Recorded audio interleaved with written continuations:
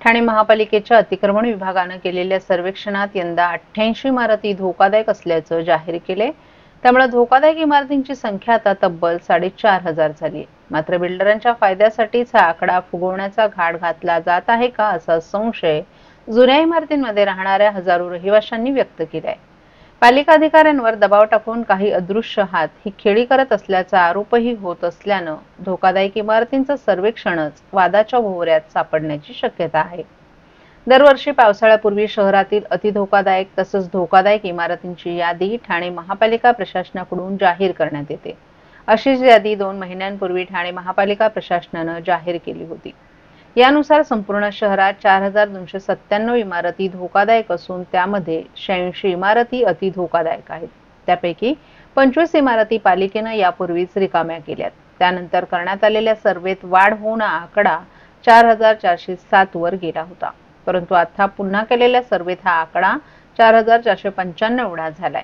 याचाच अर्थ धोकादायक इमारतींची संख्या ही वाढवली जात आहे का असा सवाल या निमित्तानं उपस्थित होत आहे। विशेष म्हणजे काही ठिकाणी एकाच इमारतींचं 2दा संरचनात्मक परीक्षण करण्यात आलं असून त्यामध्ये एक अहवाल अतिधोकादायक तर दुसरा अहवाल धोकादायक असल्याचं समोर आले। यावरून वादाची ठिणगी पडल्यानंतर पालिका आयुक्त सौरभ राव यांनी अधिकाऱ्यांची झाडाझडती घेतली। अहवालात त्रुटी असलेल्या इमारतींचं दोन्ही संरचनात्मक परीक्षण आणि पालिकेनं नियुक्त केलेले त्रयस्थ परीक्षक यांनी संयुक्तपणे अहवाल सादर करावा असे आदेशही त्यांनी दिले आहेत।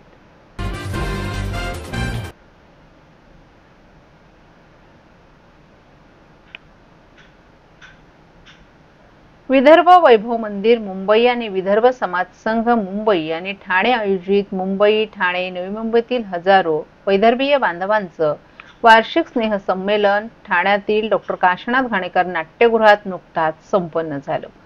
या संमेलनात परिवहन मंत्री विदर्भ भूषण प्रताप सरनाईक यांचा सत्कार तसंच विदर्भ उद्योगश्री पुरस्कार योगेश पाटील यांना प्रदान करण्यात आला। या कार्यक्रमाला मोठ्या संख्येनं वैदर्भीय बांधव उपस्थित होते। विदर्भात नागपूर, अमरावती, चंद्रपूर, अकोला, वर्धा, बुलढाणा, यवतमाळ, भंडारा, गोंदिया, वाशिम आणि गडचिरोली या जिल्ह्यांचा समावेश होतो। नोकरी व्यवसायानिमित्त तसंच राजकीय आणि सामाजिक क्षेत्रात विदर्भातील अनेक जण मुंबई, ठाणे तसंच नवी मुंबई परिसरात वास्तव्यात आहेत। या तमाम वैदर्भीय बांधवांना एकत्र करून त्यांच्याशी हितगुज करण्याच्या हेतूनं वैदर्भीय बांधवांचं वार्षिक स्नेहसंमेलन ठाण्यात आयोजित करण्यात आलं होतं। विदर्भ वैभव मंदिर मुंबई आणि विदर्भ समाज संघ मुंबई आणि ठाणे यांनी आयोजित केलेल्या या संमेलनाला हजारो विदर्भवासियांसमवेत खासदार अनिल बोंडे, खासदार नरेश मस्के, आमदार संजय केळकर, आमदार निरंजन डावखरे, उद्योगपती सुरेश हावरे, ठाणे महापालिकेचे अतिरिक्त आयुक्त प्रशांत रोडे, विदर्भ वैभव मंदिराचे अध्यक्ष अशोकराव बारब्दे, सरचिटणीस गजानन नागे, विदर्भ समाज संघ मुंबईचे अध्यक्ष पुरुषोत्तम भुयार, सरचिटणीस उत्तम लोणारकर आणि संमेलनाचे निमंत्रक राजेंद्र हटवार आदी यावेळी उपस्थित होते।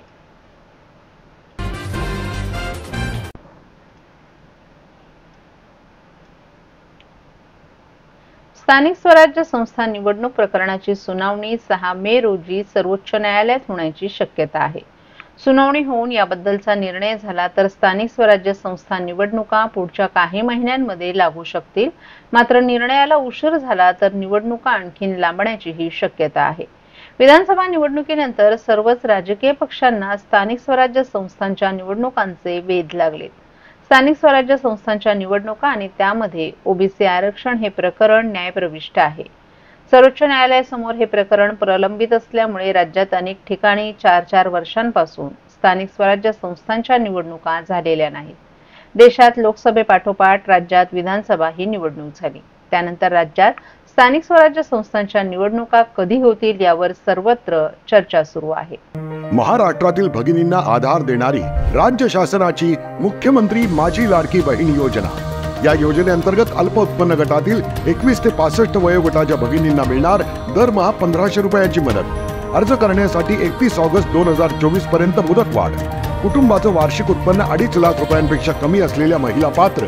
कुटुंबाकडे पिवळं किंवा केशरी रेशन कार्ड असल्यास उत्पन्नाचा दाखला आवश्यक नाही।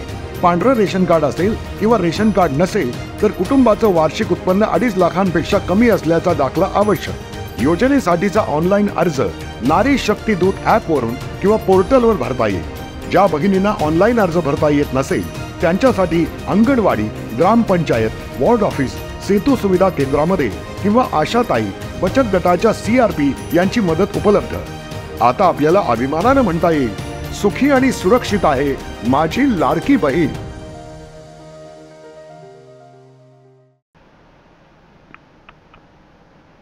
ठाण्यात अवकाळी पाऊस पडेल असा इशारा हवामान विभागानं दिला आहे। तसंच हवामान विभागानं मुंबई आणि ठाण्याला येलो अलर्ट जारी केलाय।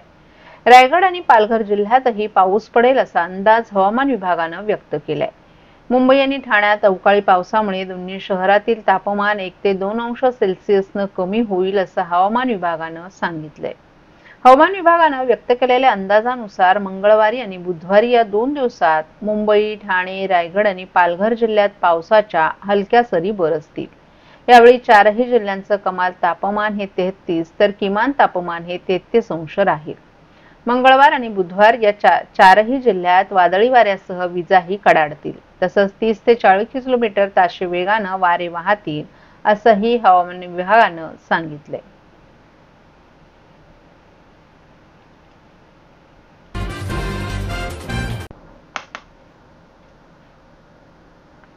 दरवर्षी जगभरातील अनेक जण सौदी अरेबिया येथील मक्का मदिना येथे हज यात्रेकरिता जात असतात।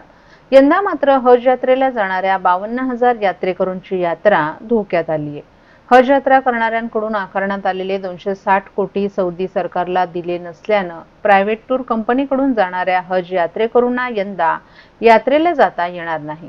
तसंच महाराष्ट्र राज्य हज समिती यांनी पत्रकार परिषद घेत केंद्रीय हज कमिटीवरही आरोप केले। हज यात्रा यांना योग्य न्याय न मिळाल्यास येणाऱ्या काळात रस्त्यावर उतरून आंदोलन छेडण्याचा इशारा महाराष्ट्र राज्य हज समितीचे सदस्य इरफान शेख यांनी दिला आहे। 52,000 हज यात्रेकडून 800 टूर ऑपरेटरने मिळून 50,000 प्रमाणे 260 कोटी रुपये 6 महिने अगोदर घेतले होते। यांचं असं म्हणणं होतं का जे हज आणि मिनाला लागणारी जी खर्च आहे ती व्यवस्था आहे त्यासाठी ही रक्कम आम्ही वसूल करतोय। 6 महिने अगोदर या लोकांनी पैसे घेतले होते। 3 महिन्यापासून हज साठी जे सौदी गव्हर्नमेंट आहे, CG जनरल काउन्सिलर या लोकांनी यांना 3 महिन्याचा अल्टिमेटम दिला होता की तुम्ही हे पैसे 260 कोटी रुपये ऑफिशियली तुम्ही सौदी गव्हर्नमेंटला जमा करा। 18 जैन ते 18 फेब, 18 फेब ते 18 मार्च असे 3 महिन्याच्या कालावधीमध्ये या लोकांनी पैसे जमा नाही केले आणि 52,000 लोकांचं जे हज आहे ते धोक्यात आलंय। 52,000 लोकांना डायरेक्ट CG जनरल काउन्सिलरनी हज साठी मनाई केली आहे। कोणकोणते अधिकारी याच्यामध्ये आहे ज्यांच्यावरती तुमचा आरोप आहे? हज मध्ये 4 लोक म्हणजे हज म्हणजे हे 4 लोक, त्याच्यामध्ये एक आहे CP बक्षी जे मोमाचे सेक्रेटरी आहे, शुभेंदू श्रीवास्तव मोमाचे डेप्युटी सेक्रेटरी आहे आणि 2 हज टूर ऑपरेटर आहे, त्याच्यामध्ये युसुफ खरेडा, अल खालिद या सगळ्या लोकांनी मिळून हा सगळा हजचा एका प्रकारे स्कॅम केलाय। 52,000 लोकांना हाताशी धरून त्यांचे जीवाशी खेळून त्यांचे भावनेशी खेळून या लोकांनी हा सगळा घोळ केलेला आहे। म्हणून मी आपल्याला सांगतोय का ही जी लोक आहे त्यांच्या विरोधात जर 8-10 दिवसामध्ये काही निर्णय झाला नाही तर मी यांच्या विरोधात रस्त्यावर उतरणार आणि माझी आणि माझ्या समाजाची भूमिका ही आंदोलनाची असणार।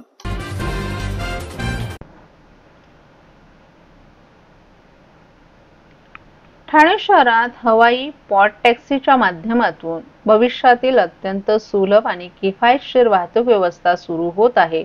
त्या अनुषंगाने आवश्यक असणाऱ्या सर्व परवानग्या घेणं आणि सर्वेक्षण करण्याची परवानगी संबंधित संस्थेला ठाणे महापालिकेनं दिली आहे।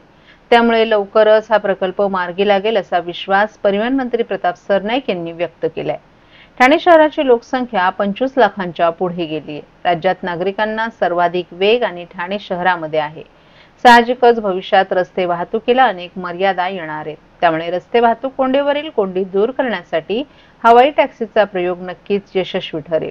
तसंच उपमुख्यमंत्री एकनाथ शिंदे यांच्या प्रयत्नातून ठाणे शहरात मेट्रो मार्गिकेचं जाळं देखील विकसित होत आहे। वडाळा ते गायमुख पुढील वर्षी सुरू होणं प्रस्तावित आहे। ठाणे शहरातील कापूरबावडी ते गायमुख परिसरात मेट्रोला कनेक्टिव्हिटी देण्याच्या दृष्टीनं हवाई टॅक्सी हा एक उत्तम पर्याय पुढे आलाय। त्यामुळे भविष्यात रस्त्यावरील वाहतुकीला पर्याय म्हणून सुलभ आणि सुरक्षित हवाई टॅक्सी ठाणे शहरात सुरू करण्यासाठी आम्ही प्रयत्नशील आहोत, असं प्रतिपादन मंत्री प्रताप सरनाईक यांनी केले. पंतप्रधान नरेंद्र मोदी यांच्या संकल्पनेतून आणि केंद्रीय परिवहन मंत्री नितीन गडकरी यांच्या मार्गदर्शनाखाली गुजरात येथील वडोदरा येथे हवाई टॅक्सीचा प्रायोगिक प्रकल्प राबवला जात आहे. उपमुख्यमंत्री एकनाथ शिंदे यांनी ठाणे आणि मीरा भाईंदर पालिका क्षेत्रामध्ये अशा प्रकारचा प्रकल्प सुरू करण्यासंदर्भात प्रताप सरनाईक यांना निर्देश दिले होते. त्यानुसार त्यांनी गुजरात दौऱ्यावर या प्रकल्पाची पाहणी केली. या प्रकल्पाला भेट दिल्यानंतर मंत्री सरनाईक यांनी अशा प्रकारचा प्रयोग ठाणे आणि मीरा भाईंदर पालिका क्षेत्रामध्ये करण्याबाबत पुढाकार घेतला. न्यूट्रॉन ईव्ही मोबिलिटी लिमिटेड या कंपनीच्या माध्यमातून ठाणे शहरात हवाई टॅक्सीच्या संदर्भात सर्वेक्षण करण्यात येणार आहे. यासाठी घोडबंदर रोडवरील भाईंदरपाडा येथे विहंग हिल्स परिसरातील 40 मीटर रस्त्यावर हा प्रकल्प प्रायोगिक तत्वावर राबवण्यात यावा अशी सूचना मंत्री सरनाईक यांनी केली आहे. या प्रकल्पासाठी महापालिका अथवा शासनाचा 1 रुपयाही खर्च होणार नाही. तसंच शहरातील भविष्यातील वाहतूक व्यवस्थेच्या दृष्टीने या प्रकल्पाचं योगदान महत्त्वाचं ठरणार असल्याचं प्रतिपादन मंत्री प्रताप सरनाईक यांनी केलं आहे.